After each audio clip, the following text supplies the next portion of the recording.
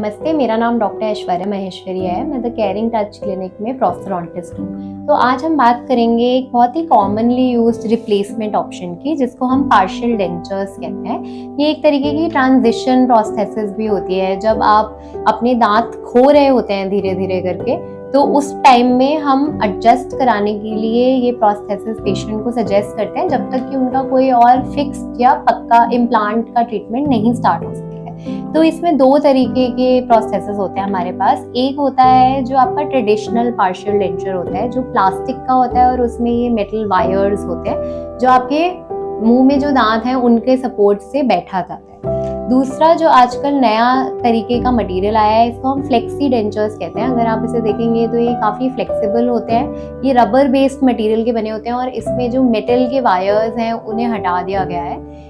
ये अनब्रेकेबल होता है, इसको आप गिरा देंगे तो ये टूटता नहीं है।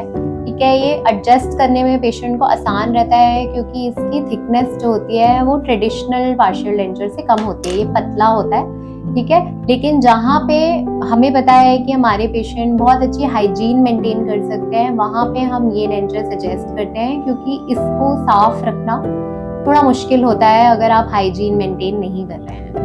रहेगी बात ट्रेडिशनल डेंचर्स की, तो ऑल्दो इसमें मेटल क्लास्प आ जाता है, जो कुछ लोगों को अच्छा नहीं लगता अगर दिखाई देता है, और अगर बहुत जोर से गिराया जाए तो इसके टूटने के चांसेस रहते हैं। हालांकि अगर आपने ये डेंचर पहना हुआ है और आपके जो दांत थे ओरिजिनली कुछ और गिर जाते हैं, तो इस ट्रेडिशनल डेंचर में हम वो दांत ऐड करवा सकते हैं। बट रबर बेस्ड डेंचर में मशीन मिल्ड होता है, तो इसमें हम कुछ भी एडिशन नहीं कर सकते। तो बाय चांस ऐसा होता है कि उस ट्रांजिशन पीरियड में आप और दांत लूज कर जाते हैं, तो हमें नए तरीके से इसे बनाना पड़ता है। तो दोनों की अपनी एडवांटेजेस डिसएडवांटेजेस हैं। तो जो भी पेशेंट के हिसाब से हमें बेस्ट ऑप्शन लगता है, हम वो सजेस्ट करके आगे बढ़ते हैं। Thank you.